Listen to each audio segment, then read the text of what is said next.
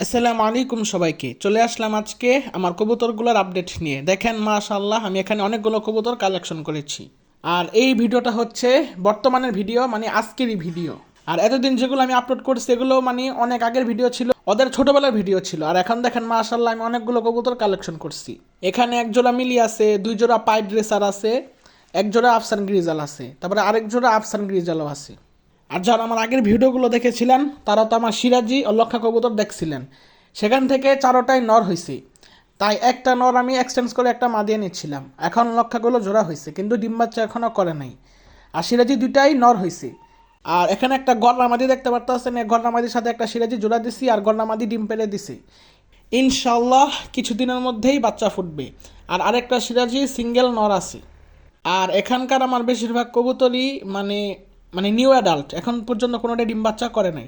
আর এখানকার সবগুলো আমার বাড়ির, মানে ওরা আমার বাড়ি ম্যাপ করে ফেলছে। এখান থেকে আল্লাহ যেখান থেকে ছাড়ি না কেন ওরা আমার বাসায় এসে পড়বে ইনশাআল্লাহ। আর শুধুমাত্র এক জোড়া রানিং আফসান গ্রিজাল আছে, ওগুলো এক জায়গা থেকে আমি এনেছি, সেগুলো ছাড়লে তো আর আসবে না। আর সেগুলো আমি পাক কেটে দিয়েছি। মাশাআল্লাহ, আপনারা দেখতে পারতেছেন যে আমার এখানকার সবগুলো কবুতর খাচ্ছে। আর এত শীতের মধ্যে আলহামদুলিল্লাহ আমার একটা কবুতরও অসুস্থ হয় নাই। শুধুমাত্র ওদেরকে সকালে আমি গরম পানি করে খেতে দিই, আর সেই গরম পানির সাথে আমি মাল্টিভিটামিন মিক্স করে পানি দিই। আপনারা চাইলে হ্যামেগো পিএইচ আর মাল্টিভিটামিন, যে কোনো একটা মাল্টিভিটামিন দুইটা একসাথে কবুতরকে দিবেন, তাহলে কবুতর আর অসুস্থ হবে না, আর কবুতরের বদহজমও হবে না। কারণ শীতের মধ্যে কবুতর এমনিতেই পানি কম খায়, আর পানি কম খেলে হজমে সমস্যা হতে পারে। তাই হ্যামেগো পিএইচ মেডিসিনটা যদি দেন ইনশাল্লাহ কবুতরের হজমে কোনো সমস্যা হবে না।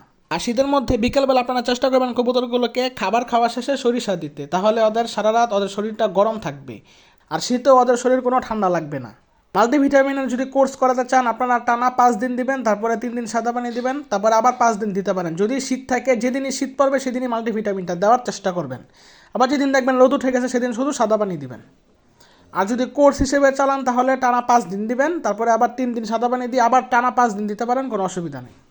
আর কারা কী কী জাতের কবুতর পালন করেন সেটা অবশ্যই কমেন্ট বক্সে জানিয়ে যাবেন। আর কত জোড়া পালন করেন সেটাও জানাবেন।